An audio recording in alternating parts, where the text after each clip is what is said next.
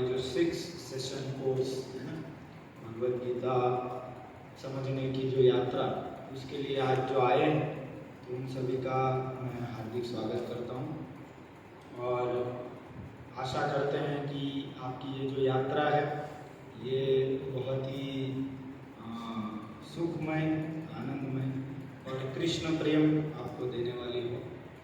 तो जो है भगवद गीता की जब हम बात करते हैं तो भगवद गीता में मुख्य रूप से 5 विषय वस्तु हैं जिसके बारे में अभी हम आगे देखेंगे। तो उन्हीं विषय वस्तुओं के बारे में आपको अगले कुछ सेशंस में बताया जाएगा, लेकिन आज मैं भगवद गीता के बारे में थोड़ी चर्चा कम करके और भगवद गीता को क्यों पढ़ना चाहिए, हमारे जीवन में भगवद गीता का क्या महत्व है, क्योंकि सबसे पहला प्रश्न तो यही होगा कि भगवद गीता क्यों पढ़ना है। तो उसके विषय में हम थोड़ा चर्चा करेंगे आज। तो इसे हम इस सेशन को कहते हैं इंट्रोडक्शन टू भगवद गीता, भगवद गीता की प्रस्तावना, है ना।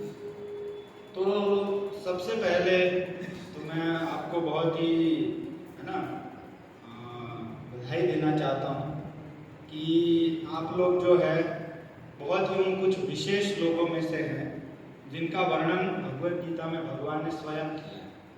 मतलब आप लोगों के सबके बारे में गीता में भगवान ने लिखा है। आप लोग है ना अपना व्हाट्सएप अभी खोलोगे ना, जो हमारा ग्रुप बना हुआ है उसमें एक श्लोक आया है, उसको हम सभी अभी पढ़ेंगे। तो आप सभी व्हाट्सएप में हमारा ग्रुप में वो श्लोक खोलिए। ये भगवद गीता का 7वें अध्याय का 3रा श्लोक है। लेकिन ये हम सिर्फ फोन खोलेंगे ये श्लोक पढ़ने के लिए, बाद में सब लोग अपना अपना फोन साइलेंट कर दीजिएगा ताकि है ना भगवद गीता का अमृत पान करने में कोई बाधा ना आए। तो मिला सबको, मिल गया ना। 7वें अध्याय का ये 3रा श्लोक है। मेरे पीछे पीछे आप बोलने का प्रयास कीजिएगा। मनुष्याणां सहस्रेषु मनुष्याणां सहस्रेषु मनुष्याणां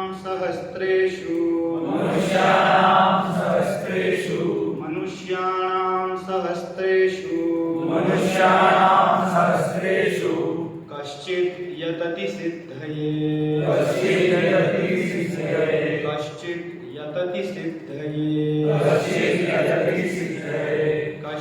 यतति सिद्धये यततामपि सिद्धानां यततामपि सिद्धानां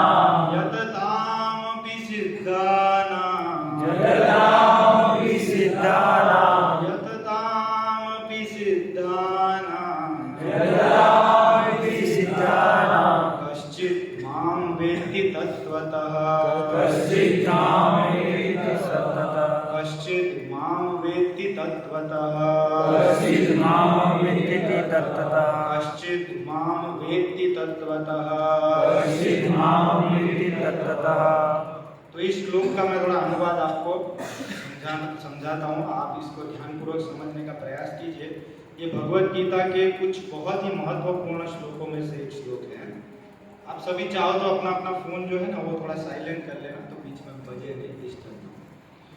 तो यहाँ भगवान कृष्ण, सबसे पहला तो समझना ये जरूरी है कि ये भगवद गीता कोई आपके मेरे जैसे सामान्य व्यक्ति या कोई विशेष व्यक्ति, प्राइम मिनिस्टर या तो कोई ऐसे बहुत महान हस्ती के द्वारा लिखी गई या बोली गई। ये स्वयं अनंत कोटि ब्रह्मांडों के मालिक जिन्होंने इस संसार की रचना की, उनके द्वारा बोली गई। तो इसका एक एक श्लोक, एक एक अध्याय, एक एक शब्द है ना, एक एक अक्षर बहुत महत्वपूर्ण। मैं थोड़ा आपको बताऊंगा उसके बारे में। शंकराचार्य ने भगवद गीता की जो स्तुति की है उसको मैं थोड़ा आगे बताऊंगा, लेकिन अभी ये समझो आप कि ये ऐसे व्यक्ति के द्वारा मुख से ये निकला है। गंगा जी को जानते हैं ना, गंगा जी पवित्र है कि नहीं? सब लोग हरिद्वार कितने लोग गए हैं? हरिद्वार 1 2 कुछ ही लोग। गंगा स्नान कितने लोग किए? कितने लोगों की इच्छा है गंगा स्नान करने की? सबकी इच्छा। क्यों गंगा स्नान करते हैं हम? बोलिए बोलिए। पवित्र हो जाते हैं ना। गंगा स्नान करने से क्या हो जाते हैं? क्यों गंगा स्नान करने से क्यों हम पवित्र हो जाते हैं? हाँ, वो भगवान के चरणों से निकली है। वो कथा सुनी है कि नहीं आप लोगों ने? एक बार बलि महाराज जो कि असुरों के राजा थे, तो उनके यहाँ भगवान कृष्ण वामन देव का अवतार लेकर गए। वामन देव का नाम सुना है? बौने के रूप में भगवान का अवतार हुआ था। भगवान के मुख्य 10 अवतार हुए, उसमें से एक वामन देव। लंबी कथा है, उसमें नहीं जाऊंगा, बस आपको क्या है कि एपेटाइट दे रहा हूँ। एपेटाइट समझते हैं, थोड़ा भूख लगा रहे हैं ताकि अगली बार और आने की एक्साइटमेंट हो। ऐसी कई कथाएं हैं भागवतम में, हजारों भगवान की कथाएं हैं, है ना, सुंदर सुंदर। लेकिन अभी एक लेक्चर में तो क्या बताएं। तो मतलब शॉर्ट में, मतलब वामन देव, भगवान वामन देव बलि महाराज के यहाँ गए थे। बलि महाराज असुर थे, तो सारे संसार को उन्होंने जीत लिया था। तो उनसे वामन देव ने भिक्षा में 3 पग भूमि मांगी। कितनी? 1 पग से भगवान ने पूरा ऊपर के 7 लोग नाप लिए और दूसरे पैर से नीचे के 7। फिर बलि महाराज को बोले कि अभी बलि बोलो तीसरा कहाँ रखूं। तब तो छोटे से थे, तो बलि महाराज को बोले 3 पैर। बलि महाराज बोले 3 पैर से क्या होगा, थोड़ा कुछ मांगो। अरे मैं इतना चक्रवर्ती सम्राट हूं, तुमको सब दे सकता हूँ। बोले नहीं नहीं, हम तो संतुष्ट है, ऐसे भिक्षु, ऐसे हमें ज्यादा लालसा नहीं है, 3 पग बहुत हो गया। उसको क्या पता है 3 पग में ये सब, तो भगवान है ना। तो 1 पग ऊपर और 1 पग, बोले अब तीसरा कहाँ रखा? बलि महाराज बोले मेरे सिर पे, क्योंकि ये शरीर जो है ये मेरा है ना, तो इसको आप स्वीकार करो। तो उन्होंने सब कुछ समर्पण कर दिया। तो बलि महाराज हालांकि असुर थे, लेकिन भगवान के परम भक्त कहे।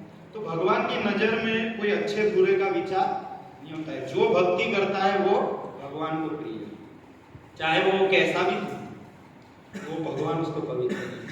तो उस समय जब पैर उनका ब्रह्मांड में लगा, पैर एक ऊंचा किया ना उन्होंने ऊपर नापने के लिए, तो हमारे जो गोल ब्रह्मांड है ना, उसके ऊपर उनका एक नख लगा और उससे ये ब्रह्मांड जो तैर रहे हैं, जिस जल के अंदर भगवान महाविष्णु के शरीर से पसीना निकला, उसमें जो जल है उसमें ब्रह्मांड तैर रहे हैं, वो पानी अंदर आया और वो पानी भगवान के चरण कमलों को छूकर नीचे आया। उसका नाम क्या हुआ?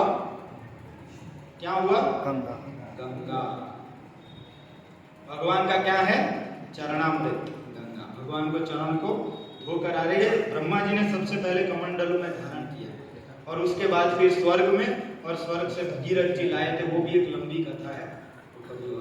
कहने का मतलब ऐसे गंगा जी पृथ्वी पर आई। तो गंगा जी क्यों पवित्र मानी जाती है? क्योंकि भगवान का क्या है, याद रखिएगा। तो शंकराचार्य जी बताते हैं, मल निर्मोचनम पुंसाम जल स्नानम दिने दिने सकृत गीतामृतम स्नानम संसार मलिनाशनम।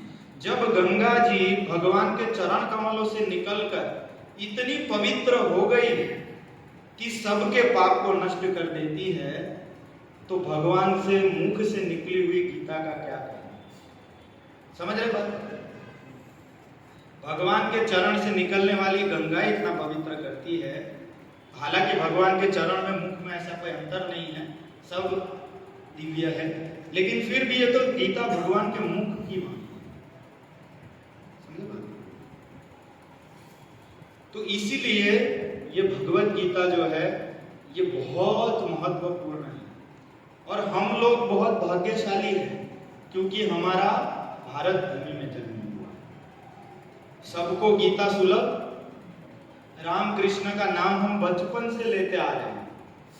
ये अमेरिकन लोग या कोई यूरोपियन लोगों को ऐसा सौभाग्य प्राप्त नहीं होता है।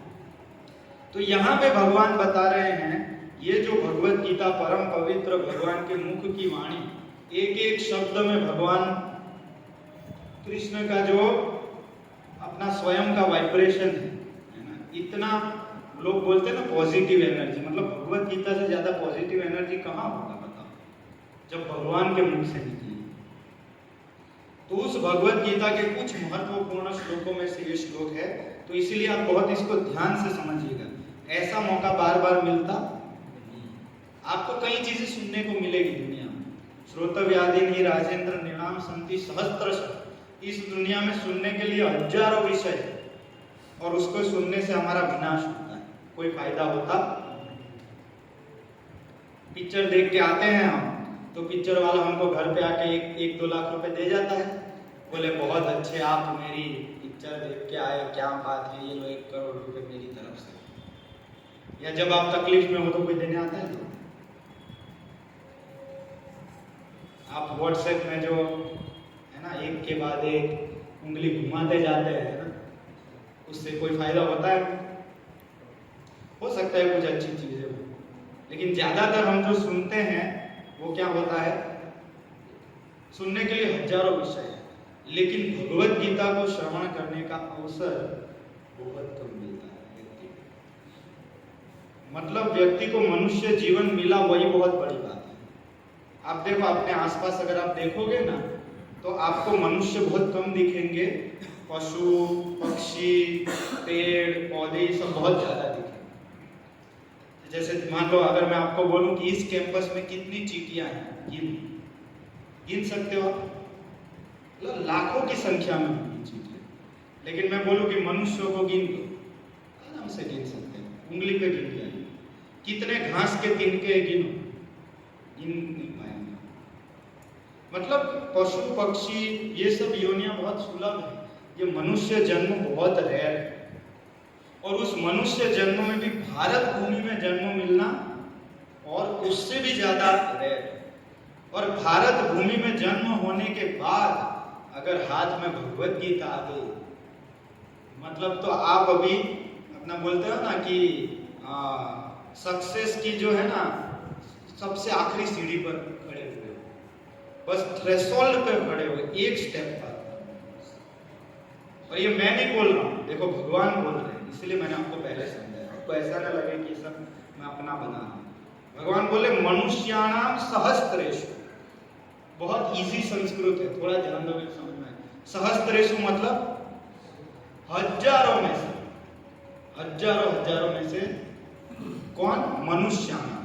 तो हजारों मनुष्यों में से कश्चित मतलब कोई, यतति मतलब प्रयास करता है। किसके लिए प्रयास करता है? सिद्धये। सिद्धये मतलब कि सिद्धि प्राप्त करने के लिए। कौन सी सिद्धि? डॉक्टर, इंजीनियर, सीए, एमबीए वो तो सब करते हैं, वो सिद्धि की बात नहीं हो रही है यहाँ पे। कौन सी सिद्धि की बात हो रही है? भगवान को प्राप्त करने की बात, भगवान को समझने की बात, आध्यात्मिक अपना स्वरूप समझने की बात है। तो कोई ही बहुत बुद्धिमान व्यक्ति ऐसा निकलता है जो इन विषयों के बारे में जिज्ञासा करता है। मनुष्याणाम सहस्त्रेषु, हजारों में से कोई एक होगा ऐसा जो भगवान और अपने बारे में समझने का प्रयास करे। हम देखो सब कुछ समझ लेते हैं ना, समझने में सब समझ लेते हैं, ये मशीन कैसे काम करता है, ये मशीन कैसे काम करता है, ये कैसे हाथ कैसे काम करता है, ये कैसे, सब कुछ समझ लेंगे। लेकिन जो हम हैं खुद, है ना, आगे हम समझेंगे कि हम शरीर नहीं, हम क्या है? भगवान का पहला गीता का संदेश। तो उस आत्मा के बारे में कोई समझने का प्रयास, हालांकि हम वही हैं, लेकिन उसके बारे में समझने का कभी प्रयास, ये हमारी दुर्दशा है। तो भगवान लेकिन आप लोगों को कॉन्ग्रेचुलेट कर रहे हैं आज, क्या कि आप उन नॉमिनेट हुए हो उन कुछ लोगों में कि जो लोग भगवान को समझने का प्रयास। आप देखो कि मंदिर में भी हजारों लोग आते हैं, प्रभु जी ने, धनंजय प्रभु ने और उन्होंने बहुत लोगों को अप्रोच किया होगा कि आप गीता कोर्स में आइए, लेकिन सब लोग आए? कुछ ही लोग आए जिन लोगों ने भगवान ने चुना, राधा गोविंद जी ने जिनको चुना है कि बोले मैं इनको अपने, जैसे मैंने बोला ना, हम भगवान को समझना चाहे तो हम समझ, लेकिन अगर भगवान हमें चुने कि नहीं, इन लोगों को मैं अपने आप को समझाना चाहता हूँ, इन लोगों को मैं अपने संपर्क में लाना चाहता हूँ, तो भगवान कर सकते हैं। तो आप लोगों के लिए बहुत ही खुशी की खबर है कि भगवान ने आप लोगों को चुना, और भगवान जिसको चुने उसी को भगवत गीता सुनने का मौका मिलता अन्यथा घर में 100 साल तक पड़ी रहेगी भगवत गीता, लेकिन हाथ लगाएंगे लाल कपड़े में लपेट कर मंदिर में पड़ी रहेगी भगवत गीता, कोई पढ़ेगा नहीं। पढ़ना चाहिए, इससे महाभारत युद्ध होता है, घर में झगड़ा होता है। अरे भाई झगड़ा नहीं, ये झगड़ा बंद कराने वाली चीज है, समझे बात को? ये भगवत गीता आपके मन को शांत करेगी। देखो, इसलिए जिस व्यक्ति के ऊपर भगवान की विशेष कृपा हो वही व्यक्ति भगवत गीता उठाता है। ये भगवान स्वयं बोल रहे हैं, बोले मनुष्याणाम सहस्रेषु कश्चित्। हे अर्जुन, सब ये जो मैं तुमको बता रहा हूँ ये सब लोग समझ नहीं पाएंगे, ये कुछ ही लोग हैं। तो आप लोग उनमें से आ तो गए हो, लेकिन भगवान एक और चीज बता रहे हैं, वो इससे ज्यादा इंपॉर्टेंट है। दूसरी लाइन वो क्या बता रहे हैं? यतताम अपि सिद्धानाम। बोले ऐसे प्रयास करने वाले भी बहुत होंगे। हालांकि प्रयास करने हजारों में से एक ही आएगा। देखो, अहमदाबाद की बस्ती करीबन 1 करोड़ तक हो गई है ना, लेकिन उसमें से कितने लोग यहाँ बैठे हुए हैं? हार्डली 50-60 लोग बैठे हुए हैं, है ना। परसेंटेज निकालने जाओगे तो जीरो के पीछे पता नहीं कितने .00 लगेंगे, तब जाके आएगा परसेंट। तो हजारों में से कोई आता है, लेकिन भगवान बताते ऐसे जो आए हैं ना, ये 50-60 लोग, यतताम अपि सिद्धानाम, जो लोग मुझे समझने का प्रयास करेंगे उनमें से भी कोई विरला ही होगा। कश्चित् मां वेत्ति तत्वतः, जो मुझे तत्वतः समझेगा। तत्वतः मतलब जैसे मैं हूं ऐसे। भगवान को तो कई लोग समझने का प्रयास करते हैं। कोई समझता है भगवान बहुत बड़े राजनीतिज्ञ है ना, पॉलिटिशियन थे। कोई बोलता है भगवान तो एक ग्वाले थे, कोई बोलता है तो राजा थे, कोई बोलता है तो 16,000 पत्नियां की, ये तो बहुत बड़े स्त्री लोलुप व्यक्ति थे।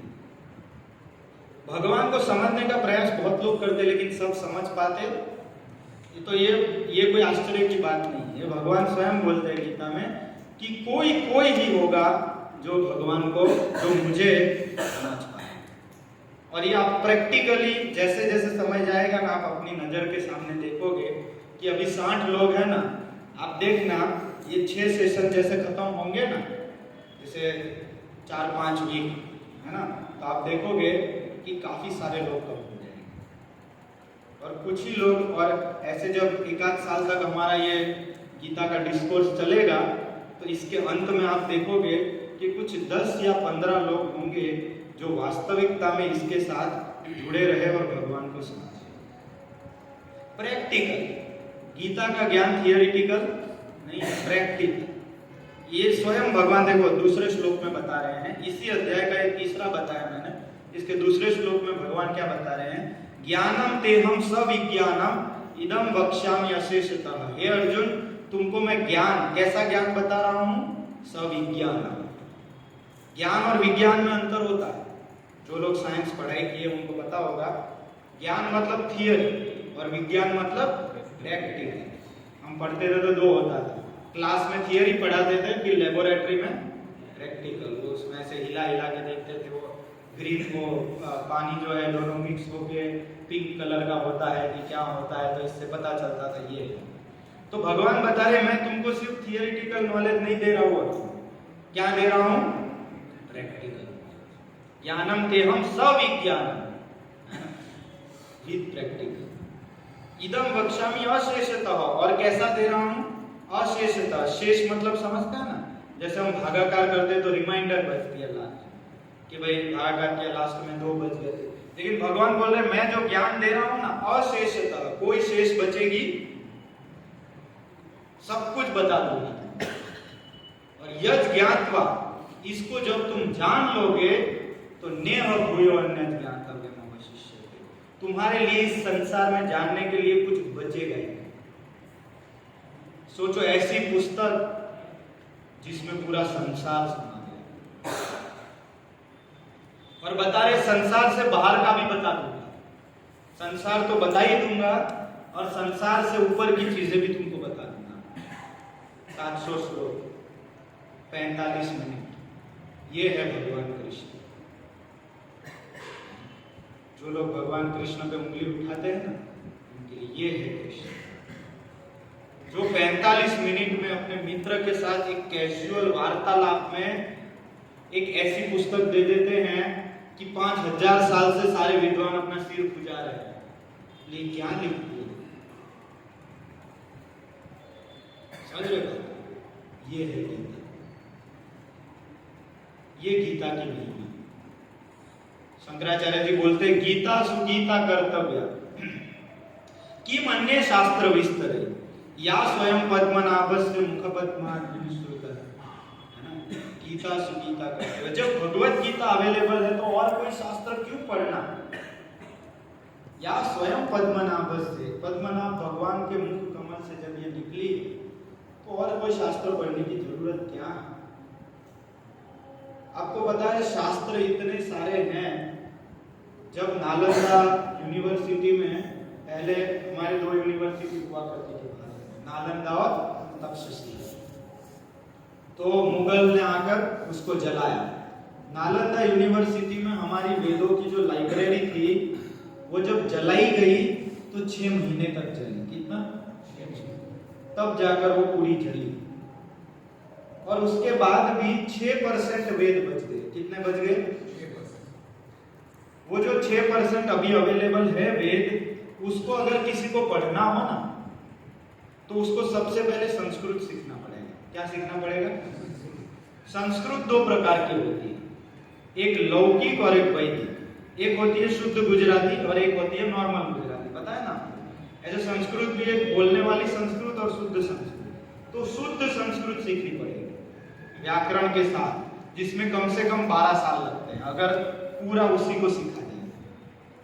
और उसके बाद व्यक्ति को कम से कम 100 जन्म लगेंगे। कितने? मतलब 100 साल का 100 बार, ऐसे 1000 साल अगर अच्छे से पढ़ाई करेगा तो उसको 7% वेद समझ में। 7%, 100% कोई कर सकता है? भगवान को पता है। इसीलिए शंकराचार्य जी बताते हैं सर्वे उपनिषदो गावो। सारी जो उपनिषद, उपनिषद का अर्थ है वेदों का जो अंतिम भाग, वेदों का सार, उसको उपनिषद बोलते हैं। तो शंकराचार्य जी बोलते हैं कि सारी उपनिषदों को अगर गाय के रूप में तुलना किया जाए, दुग्धा गोपाल नंदनः, भगवान कृष्ण को मिल्कमैन, दोहने वाले के रूप में तुलना किया जाए, तो गाय दूध कब देती है? जब पहले बछड़े को पिलाया जाए। पहले बछड़े को पिलाना पड़ेगा ना, बछड़े को नहीं देखेगी तो गाय दूध देगी। तो पार्थो वत्स, पार्थो वत्स मतलब अर्जुन को भगवान ने क्या बनाया? बछड़ा बनाया।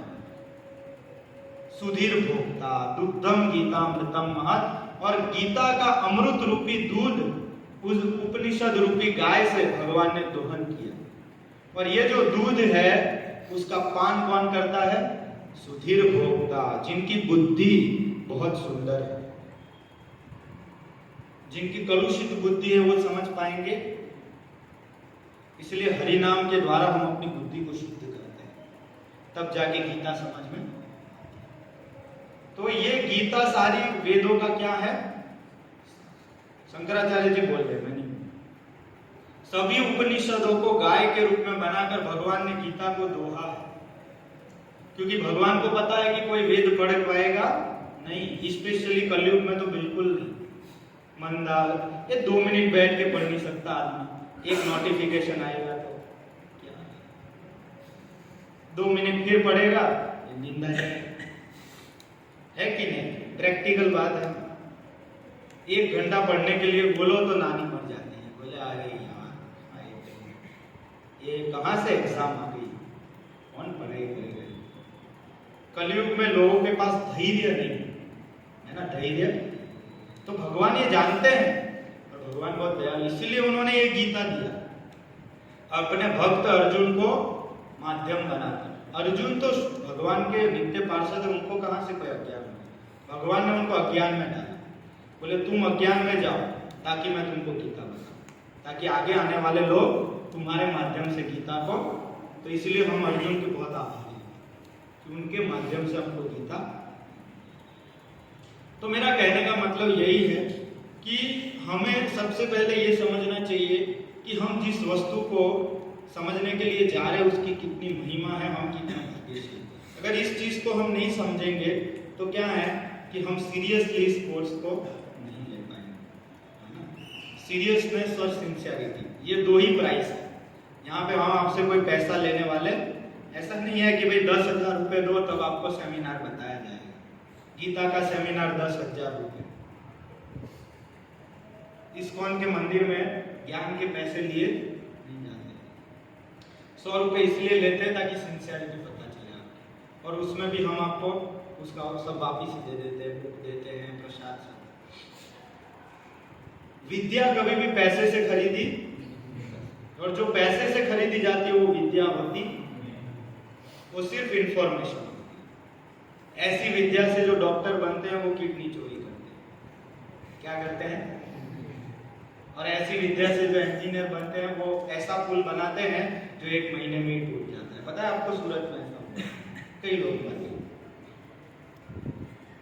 तो ये विद्या नहीं है, विद्या। इसलिए विद्या वो है सा विद्या या मुक्ति, जिससे व्यक्ति, है ना, मुक्ति का मार्ग प्रशस्त। सा विद्या या मुक्ति, ठीक है। तो अभी जैसे हमने आपको समझाया कि भगवान का श्लोक बता के समझाया कि कैसे ये भगवत गीता का ज्ञान समझना बहुत रेयर है। अब ये प्रश्न हो सकता है ना, लोग पूछेंगे भी आपसे कहीं, अरे भाई अभी तो हम जवान हैं, ये कोई उम्र है गीता से तो बाबा बन जाओगे। आप देखो सबसे पहले गीता किसको समझाई गई, किसको बताई गई गीता? बोलिए, प्रसाद है सबके लिए। किसको बताई गई गीता? क्योंकि मुझे आपसे बुलवाना है। आप बोलोगे तो फिर आप कुछ लेके जाओगे, नहीं तो फिर क्या है कि यहीं पे ऐसे हम खेल के चले जाओगे, भाई तेरा तुझको अर्पण, क्या लागे। भगवान ने भगवत गीता पहले किसको सुनाई?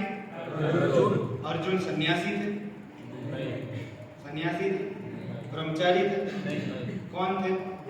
गृहस्थ। और वो कौन थे? ब्राह्मण थे, क्षत्रिय।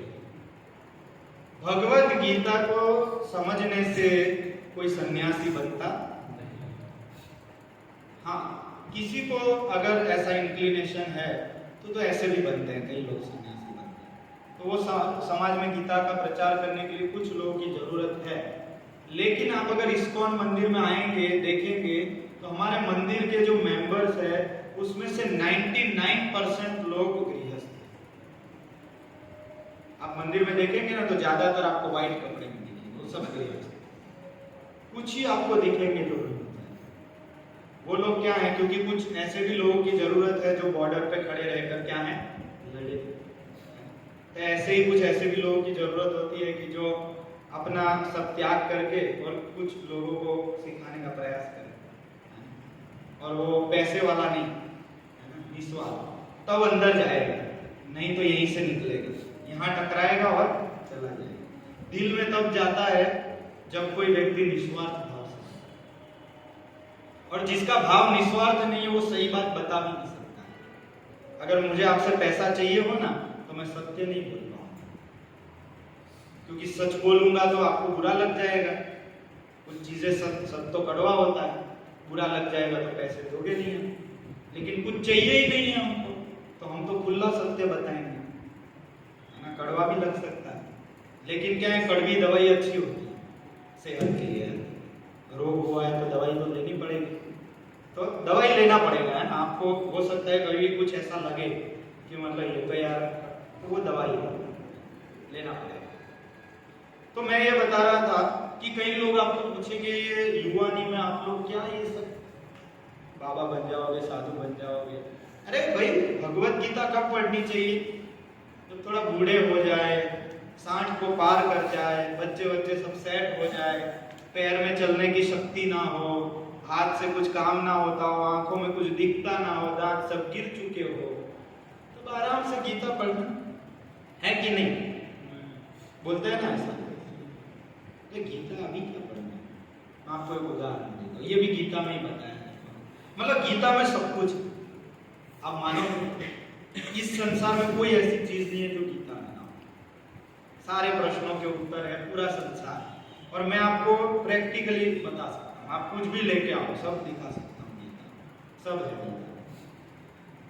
भगवान गीता में बता रहे जंत्र रूढ़ाणी माए। आप लोग कभी कोई इक्विपमेंट लेते हो, जैसे टीवी लेते हो, है ना, या एसी लेते हो, फ्रिज लेते हो, तो उसके साथ एक पुस्तक आती है सफेद कलर की। उसमें क्या लिखा होता है? उसको क्या बोलते हैं? मैनुअल। क्या बोलते हैं? और उसमें क्या लिखा रहता है? इसको कैसे बिगाड़ना है ये लिखा रहता है। क्या लिखा रहता है उसमें? कैसे चलाना है। ये बटन दबाओगे तो ये होगा, ये बटन दबाओगे तो ये होगा। अगर मान लो कोई उसको पढ़े बिना, है ना, कोई एकदम कॉम्प्लिकेटेड इंस्ट्रूमेंट सामने आया, मैनुअल बोले ये क्या है, अपने को समझ आता है, और चालू किया ऐसे धड़ाधड़ सारे बटन दबा दिए, तो क्या होगा? मशीन का क्या होगा? सुधर जाएगा कि बिगड़ जाएगा? बिगड़ जाएगा। बोले ऐसे मैं करूंगा तो एक मशीन और बाहर निकलेगा। ऐसा होने वाला है, वो मशीन बिगड़ जाएगा। तो ये मैनुअल कब पढ़नी चाहिए? बिगड़ने के बाद या पहले? बाद या पहले? पहले।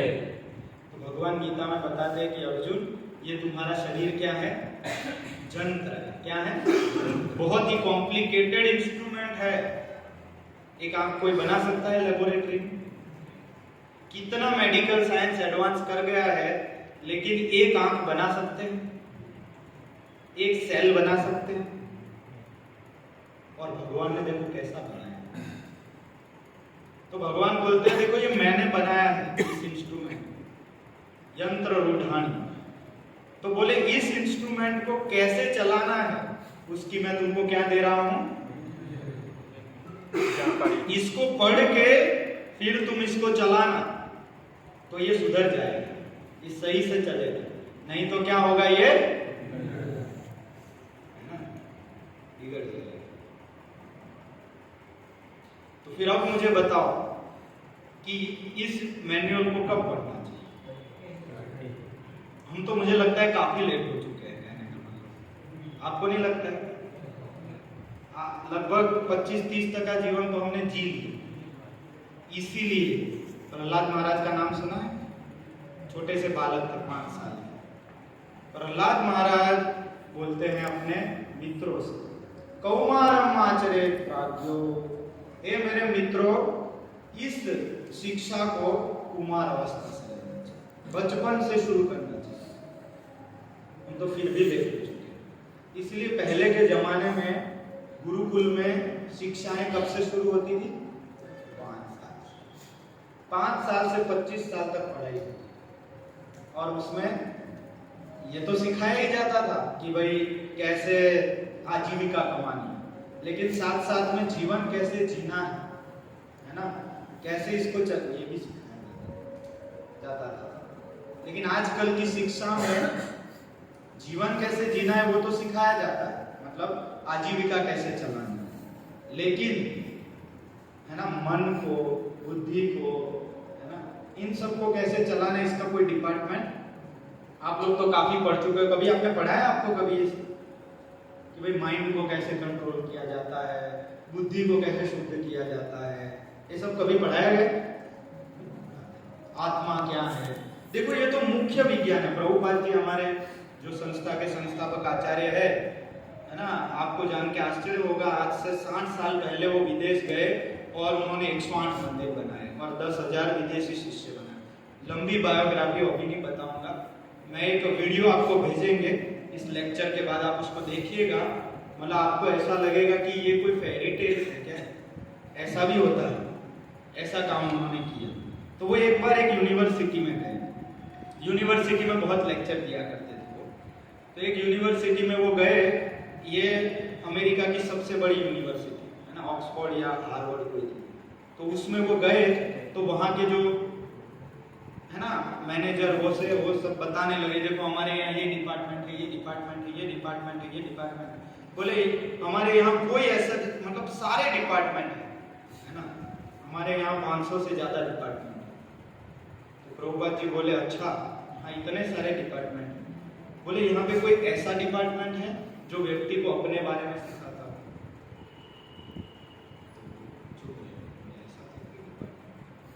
बोले मशीन के बारे में सीखना हो, इसके बारे में सीखना हो, या कोई कुर्सी के बारे में सीखना हो, इस सब के डिपार्टमेंट। लेकिन मैं कौन, मैं कहाँ से आया हूँ, मृत्यु के बाद कहाँ जाऊंगा, ये सिखाने वाला कोई डिपार्टमेंट?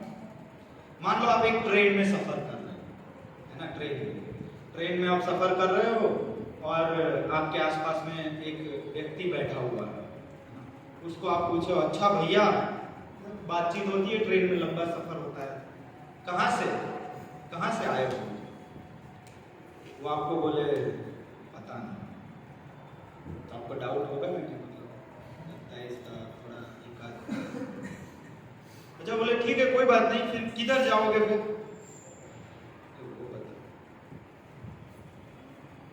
तो फिर आपको क्या कंफर्म हो जाएगा ना कि मतलब ये आगरा ही जा रहा है।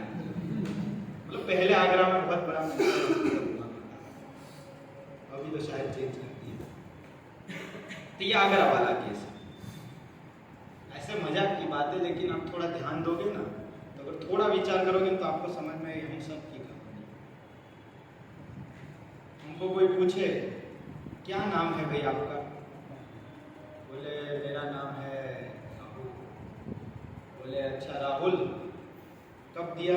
बोले किसने दिया नाम? बोले माता पिता ने दिया। कब दिया था? वो छठी के दिन दिया। उससे पहले कहाँ से आए? माता के घर में।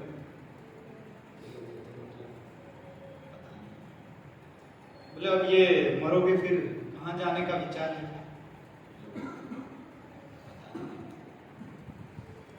आपका स्टेशन आ रहा है, रेलवे स्टेशन पे आपको उतरना है, कहाँ रहोगे? कोई व्यवस्था किया?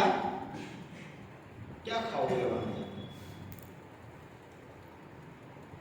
ये हमारी दशा है आज मनुष्य की। ये अफसोस की बात है। समय कम है इसलिए थोड़ा फास्ट जाते हैं। तो कहने का मतलब भगवत गीता को जीवन पूरा होने के बाद नहीं, जीवन चालू करने से, तो कम से कम अब हमको सीख लेना चाहिए कि भाई ये मनुष्य जीवन मुझे क्यों मिला है, इसका क्या उद्देश्य है ना, इसकी क्या विशेषता है। तो ये सब आपको धीरे धीरे सिखाया जाएगा एक एक सेशन में, सिस्टमैटिकली, है ना, पावर पॉइंट प्रेजेंटेशन के साथ, वीडियोस दिखाकर, लॉजिकली, साइंटिफिकली समझाया जाएगा। आपको जितने भी प्रश्न हो वो आप पूछ सकते हो, सारे प्रश्नों के उत्तर दिए जाएंगे। यहाँ पे ऐसा स्कूल जैसा नहीं है कि कोई प्रश्न पूछोगे तो बोले बैठ जाओ, ऐसा प्रश्न नहीं पूछने, ये सिलेबस के बाहर का है। यहाँ पे आपको वो सारे प्रश्नों के उत्तर दिए जाएंगे। तो ये धीरे धीरे आगे आपको समझाया जाएगा। आज मैं आपको एक बहुत ही बेसिक, एक छोटा सा पॉइंट समझाने का प्रयास करता हूँ भगवद गीता में से, जो बहुत ही फाउंडेशनल पॉइंट है, जिसके ऊपर आधार रखते हुए हमें आगे भगवद गीता सीखना है ना। एक सिंपल सा सवाल मैं आपसे पूछना चाहता हूँ, है ना, उसका जवाब दीजिएगा। मनुष्य में और प्राणियों में क्या अंतर है?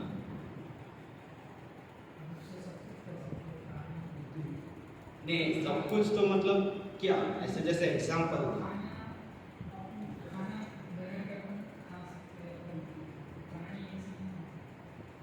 ठीक है, बना के खाते वो लोग, ऐसे खाते हैं।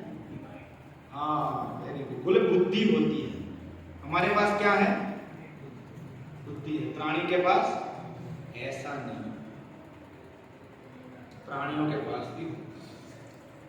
अगर नहीं होती तो आप जब किचन में होते तब बिल्ली क्यों नहीं आती है? वो राह देखती है। बोले ये जब बाहर जाएगा ना, फिर जाएंगे, फिर अपना काम खत्म। उसको पता है कब जाना है, वो बुद्धि उसमें है। बात सही है लेकिन आधा सही।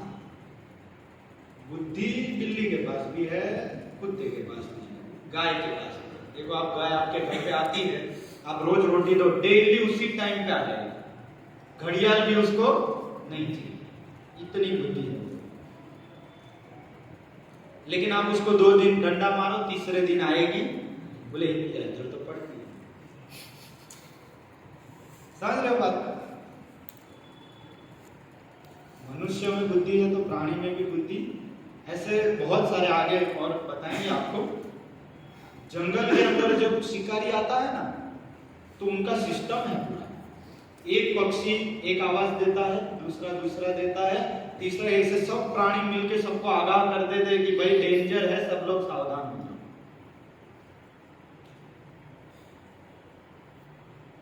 तो बुद्धि तो प्राणियों में भी है। तो बताइए ऐसी कौन सी चीज है जो मनुष्य को विशेष बनाती है? विशेष, स्पेशल। जैसे हर प्राणी का कुछ ना कुछ स्पेशलिटी होता है ना? घोड़ा तेज दौड़ सकता है ना? चीता तेज दौड़ सकता है, बाज की जो नजर बहुत तेज होती है। तो मनुष्य इन सबको निकृष्ट माना जाता है, मनुष्य को उत्कृष्ट माना जाता है। क्या कारण? मनुष्य में क्या स्पेशलिटी? क्या? विचार शक्ति। तो वही बुद्धि हो गया। मतलब विचार तो प्राणी भी करते हैं। आपका सही है, लेकिन आधा सही है। तो सही वही चीज है।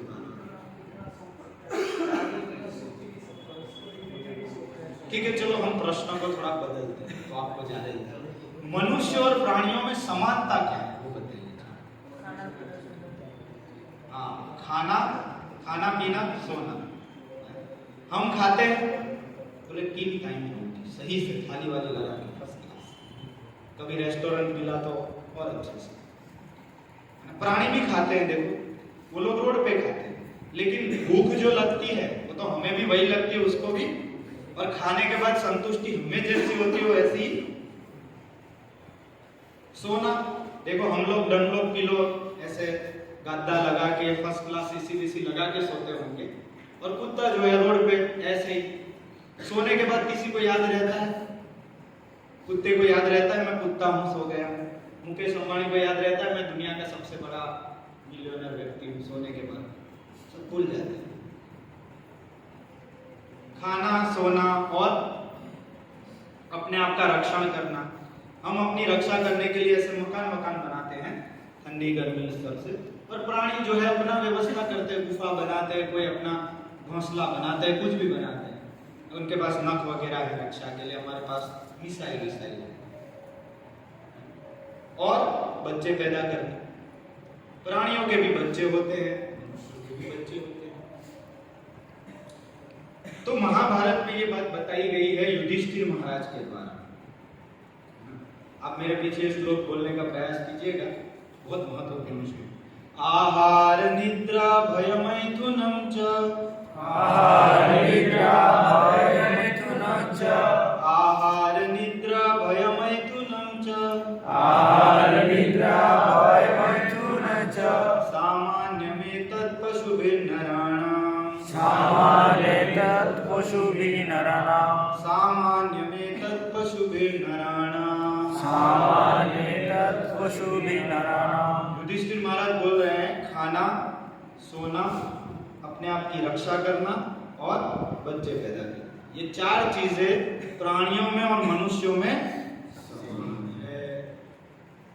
प्राणी भी करता है और मनुष्य भी करता है। हालांकि प्राणी तो और अच्छे से करता है, हाथी जितना खाता है उतना हम खा। कई चीजें हैं जो प्राणी उनमें हमसे बहुत अलग है ना। कई लोगों को ऐसा लगता है कि भाई जिस व्यक्ति की जितनी ज्यादा गर्लफ्रेंड है ना वो उतना ज्यादा स्मार्ट है। यार फिर तो सुअर सबसे ज्यादा स्मार्ट हो गया, उसकी सबसे ज्यादा होती है और रोज बदल देता है ना। वो तो कबूतर सबसे ज्यादा स्मार्ट हो गया।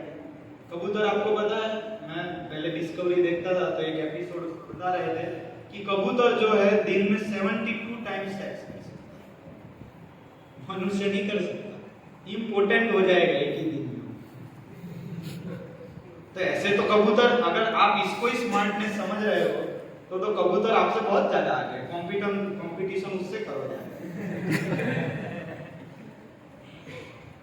मतलब इन चीजों में प्राणी हमसे, हम प्राणियों को पीछे। चलो कोई बोले दौड़ रेस लगाते हैं हम लोग, देखो 100 मीटर की रेस में मेडल लेके आ गया गोल्ड, अच्छा चीते को बुलाओ रेस में, बोले अच्छा प्रभु जी फिर तो रेस ही नहीं होगी। मतलब चीते को दौड़ाओगे तो कोई जीत सकता है? ये 2 गोल्ड किसको देते हो, देख लेते हो। इन सब में कंपटीशन हम नहीं कर सकते किसी। तो फिर स्पेशल क्या है, तो वो भी युधिष्ठिर महाराज अगली लाइन में बताते हैं। क्या बताते हैं? धर्मो हि तेषाम् अधिको विशेषो, धर्मो हि तेषाम् अधिको विशेषो, धर्मो हि तेषाम् अधिको विशेषो, धर्मो हि तेषाम् अधिको विशेषो, धर्मेण हीना पशुभिः समाना, धर्मेण हीना पशुभिः समाना, धर्मेण हीना पशुभिः समाना। धर्मेण हीना पशुभिः समाना। बोले एक ही चीज स्पेशल है मनुष्य में, वो क्या है? धर्म। अभी मैं यहाँ पर क्लास रखूंगा भगवत गीता का। गाय तो देखो कितना सात्विक प्राणी माना जाता है ना। गायों का एक क्लास लूं यहाँ पर, कोई बैठेगी गाय सुनने? सब गोबर गोबर कर देगी।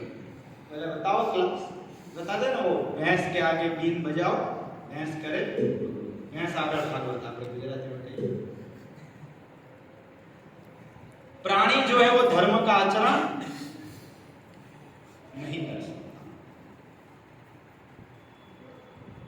मैं कौन हूं, मैं कहां से आया हूं, मृत्यु के बाद मुझे कहां जाना है, क्या कोई ऐसा रास्ता है कि ये जो यहां पर मैं जो दुख प्राप्त कर रहा हूं, बार बार जन्म लेना। आपको पता है जब व्यक्ति जन्म लेता है तो किस परिस्थिति में होता है? गर्भ में उल्टा लटकाया जाता है। उल्टा लटक रहा है, छोटी सी इतनी सी जगह है, आपको मान लो ऐसे 2x2 का छोटा सा कमरा हो, उसमें उल्टा लटका दिया जाए, गंदा सा पानी भर दिया जाए और थोड़े कीड़े छोड़ दिए जाए, मजा आएगा? बस मजा आएगा? 1 सेकंड भी नहीं रह सकता है ऐसी जगह में। 9 महीने रहता है कितना, इसीलिए तो बाहर आते ही होता है, नहीं तो हंसता हुआ ना मजा आएगा। और बताया जाता है जब मरता है ना व्यक्ति तो 20,000 बिच्छू एक साथ काट लेना व्यक्ति को, उतना दर्द होता है, सारी नसें एक साथ। एक बिच्छू काटने का दर्द क्या है, जिसने अनुभव किया उसी को पता है। चींटी काटती है ना, उससे चींटी काटती है तो दर्द होता है, उससे 1000 गुना ज्यादा होता है। और 20,000 बिच्छू एक साथ काट लेंगे, बार बार बार बार जन्म, बार बार। कोई है जो बोल सके मैं तो नहीं मरूंगा, मैं इस कैटेगरी में नहीं हूं? सबको मरना है, आज मरो या कल। हो सकता है सब लोग अच्छे से बैठे, आप तो भगवान से प्रार्थना करते हैं सबका लंबा आयुष्य हो, लेकिन कई लोग होते रात को सोते सुबह उठते ही नहीं। चल बसे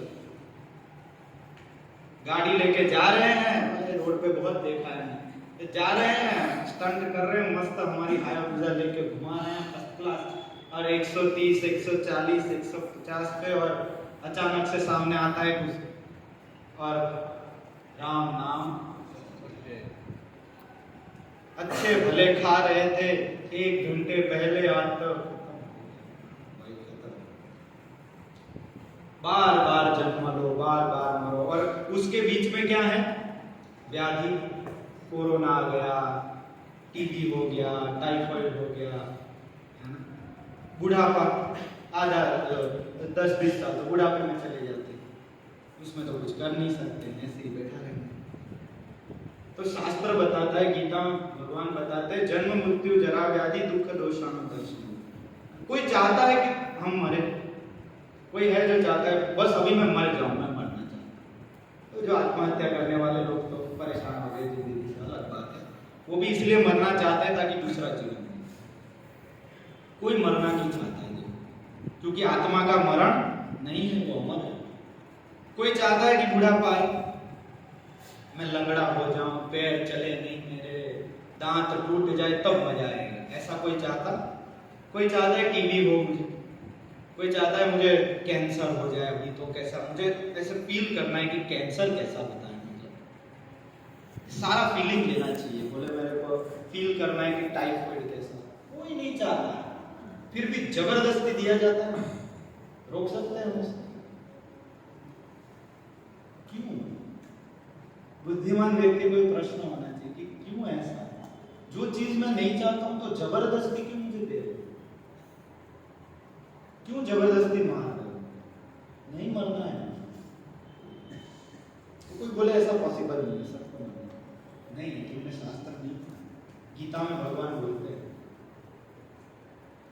अंतकाले च मामेव स्मरन् त्वा कलेवर यः प्रयाति समद्भावं याति नास्ति अत्र संशय। अर्जुन, अंतकाल में जो मेरा स्मरण करेगा वो मेरे पास आ जाएगा और उसको फिर से जन्म लेना पड़ेगा। खत्म, जन्म मृत्यु का चक्र खत्म, कोई मरना नहीं पड़ेगा। आराम से भगवान के साथ आनंदमय जीवन में जियो। कोई व्याधि, कोई रोग ही नहीं आएगा। 3 घंटे का पिक्चर देखने जाते हैं, ऐसे मस्त पिक्चर, क्या फर्स्ट क्लास पिक्चर था, क्या हीरो हीरोइन, क्या मस्त पिक्चर था। जैसे ही खत्म होने आता है, रही खत्म हो गया।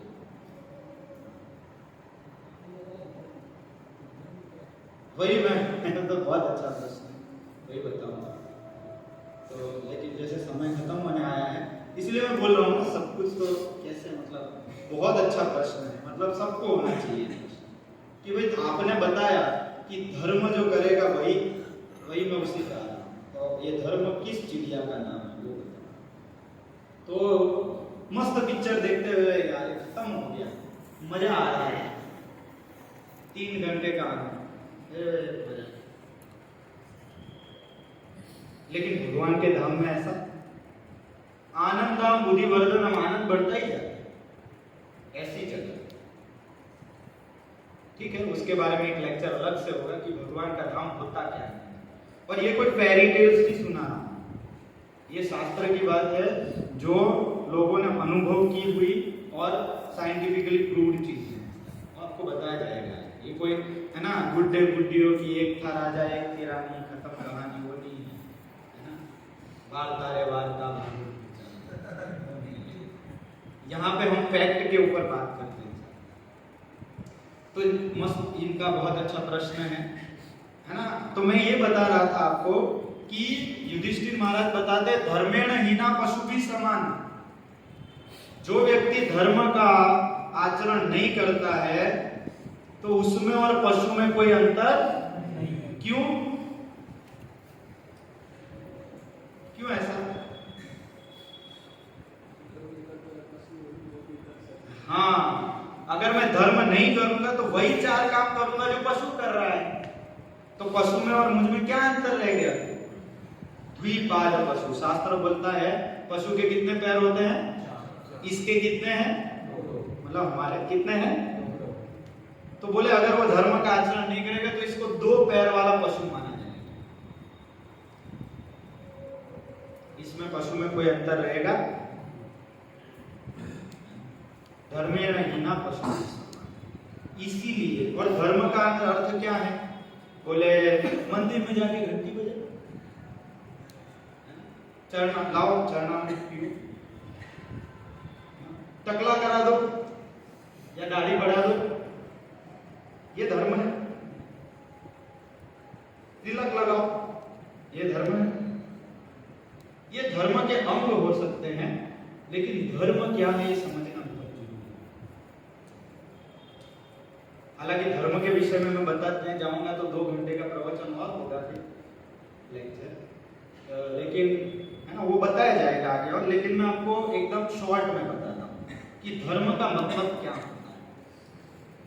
हर ऐसा कार्य जो हमें भगवान के नजदीक ले जाए, हर ऐसा कार्य जो हमें,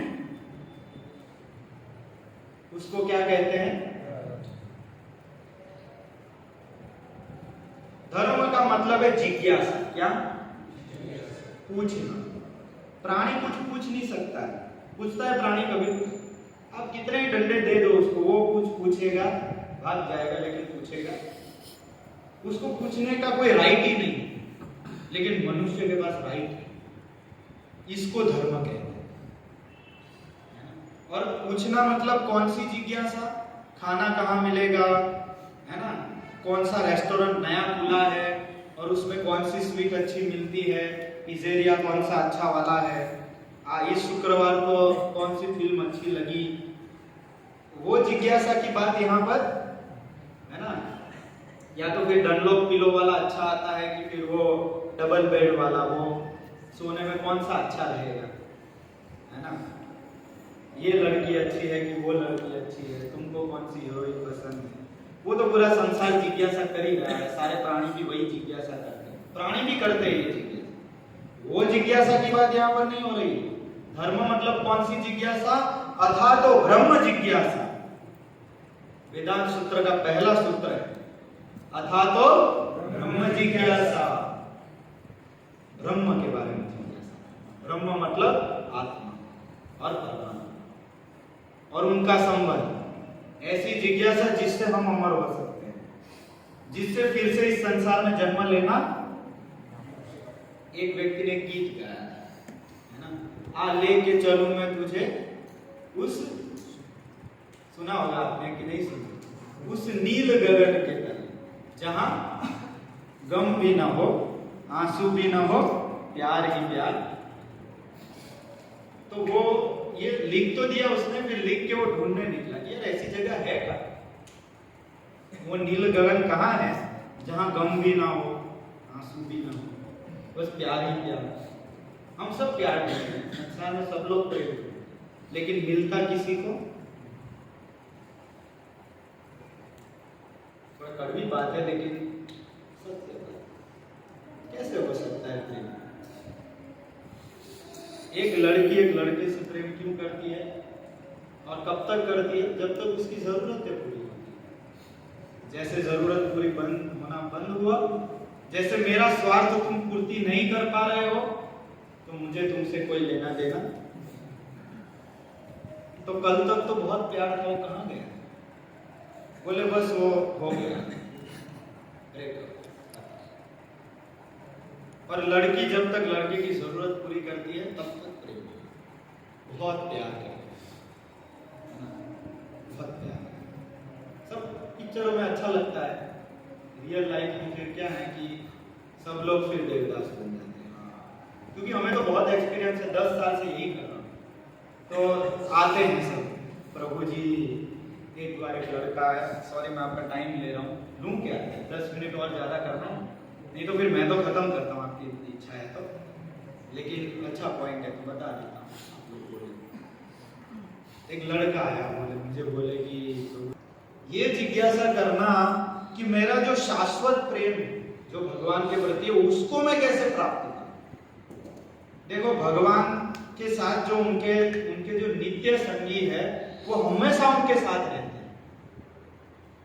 और भगवान हमेशा उनको प्रेम करते हैं और वो लोग हमेशा भगवान को प्रेम करते हैं। कभी भी वो लोग है ना एक दूसरे से अलग नहीं होते। तो बोले हमने तो सुना भगवान वृंदावन छोड़ के चले गए थे, द्वारका सबको छोड़ के।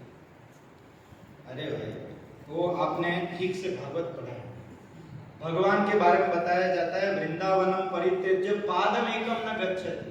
तो नाटक था भगवान, एक पग भी भगवान वृंदावन छोड़ के नहीं जाते। भगवान अनंत रूपों में विस्तार करके अनंत भक्तों के साथ रहते हैं। ये तभी तो भगवान है, नहीं तो काहे के भगवान?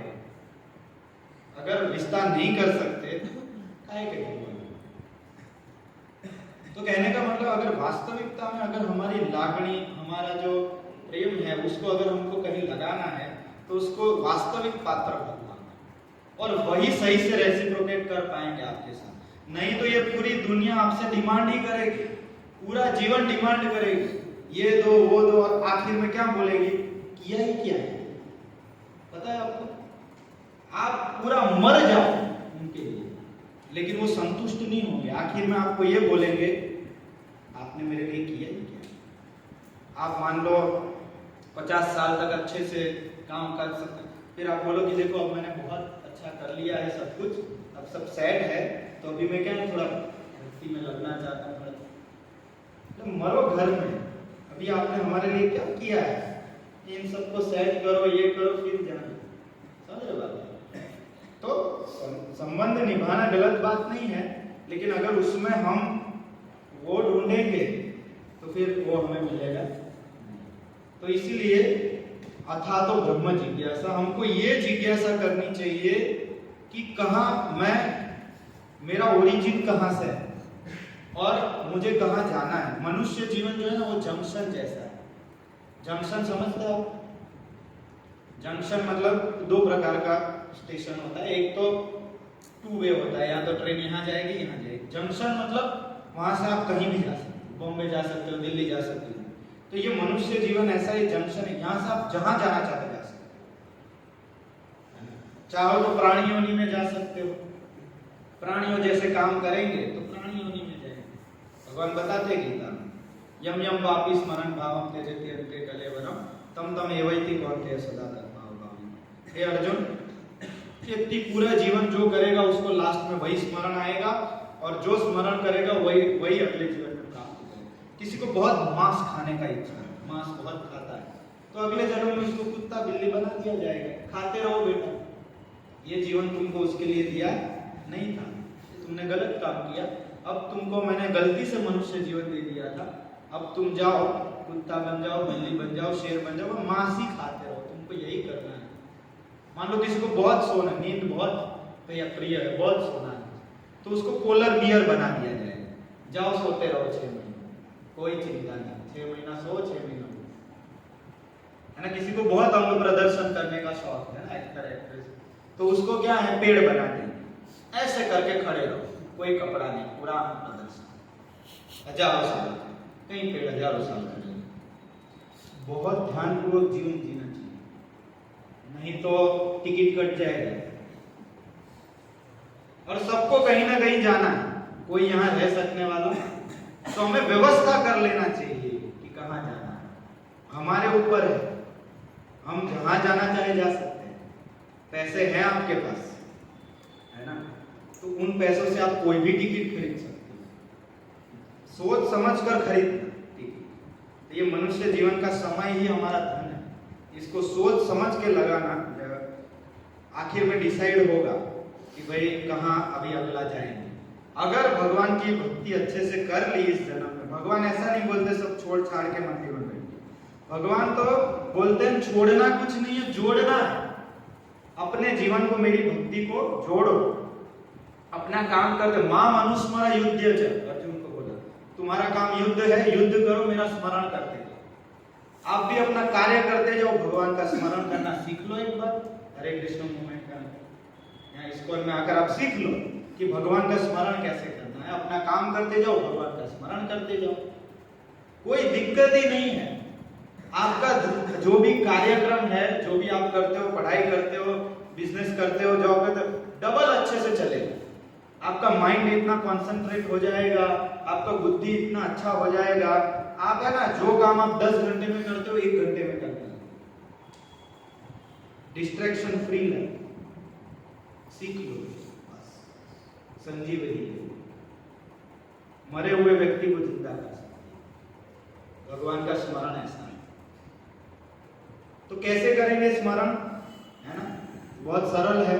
क्या करना है, हरे कृष्णा कृष्णा कृष्णा हरे हरे, हरे राम राम राम हरे हरे। कुछ नहीं करना है, कोई पैसा खर्चा नहीं करना है, कुछ पत्थर नहीं उठाने हैं, ध्यान में नहीं बैठना है, जहां भी हो वहां बस ये हरे कृष्ण मंत्र का जैसे जप करोगे भगवान स्मरण आ जाएंगे।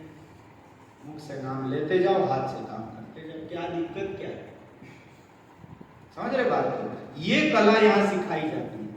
योग कर्मसु कौशलम, कर्म योग यहाँ पे सिखाया जाता है। कर्म योग का मतलब ये नहीं काम करते जाओ, गधा भी काम करता है। कर्म योग का मतलब भगवान का स्मरण करते हुए काम करना, उससे कर्म योग है। ये सब सीखना जरूरी है। तो ये आपको कौन सिखाएगा, ये आपको यहाँ सिखाया जाएगा।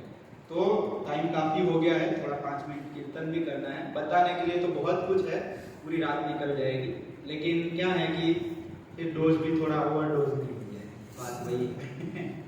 हालांकि आप लोग तो मतलब बहुत ही अच्छे स्टूडेंट्स हो, और आप लोग सही में भगवान के बारे में जानने के लिए इतने उत्सुक हो, तो भगवान मतलब आपसे बहुत प्रसन्न है सही में। मतलब ऐसा कोई मैं भगवान का एजेंट तो नहीं हूँ, लेकिन जितना मैंने शास्त्र पढ़ा है उतने से मैं बोल सकता हूँ कि आप लोग भगवान को बहुत प्रिय है, क्योंकि आप भगवान के बारे में सुनना चाहते हैं।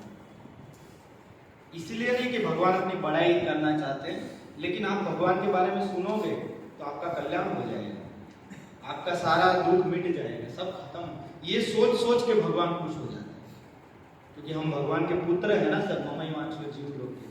तो भगवान चाहते हैं कि भगवान करोड़पति है और भगवान तो लक्ष्मीपति है।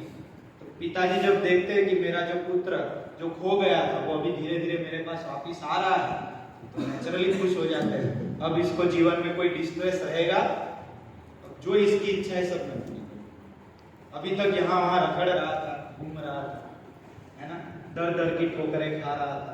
अब इसको ये सब करने की जरूरत नहीं पड़ेगी, अब मेरे पास आना। अब मैं इसको सब पता है ना, पिक्चरों में नहीं हम स्टोरी सुनते हैं, एक लड़की होती है, अमीर बाप की बेटी होती है, फिर किसी है ना लोफर से उसको प्यार हो जाता है, फिर उसको झोपड़ी में परेशान होती है, फिर पिताजी के पास वापिस जाती है तो खुश हो जाती है। ऐसा ही कुछ कामकाज हमारा है। हमारे पिताजी है लक्ष्मीपति, अनंत कोटि ब्रह्मांडों के मालिक है, आनंदमय अभ्यासात, आनंद के धाम है। उनको छोड़कर यहाँ पर हम दर दर की ठोकरें खा रहे हैं। एक बार उनको याद कर लेंगे ना अच्छे से, उनका स्मरण बन जाएगा ना एक बार, सारे प्रॉब्लम सॉल्व हो जाने वाले। इसलिए भगवान अभी है ना आप सब भगवान के ध्यान में आ गए हो, और भगवान अब बस देख रहे कि अब थोड़ी देर की बात है, थोड़े समय में ये व्यक्ति मेरा स्मरण करने लगेगा, सारे प्रॉब्लम इसके में सॉल्व। बहुत बहुत बधाई हो आपको, बहुत बहुत धन्यवाद आपका कि आप लोगों ने इतना ध्यानपूर्वक सुना। आगे और लेक्चर्स आपको है ना हर गुरुवार को, है ना, आप लोग आओगे हर गुरुवार को? आपको प्रसाद भी दिया जाएगा, यहाँ पे कीर्तन भी कराया जाएगा, और धीरे धीरे आपको टेक्निक भी सिखाया जाएगा।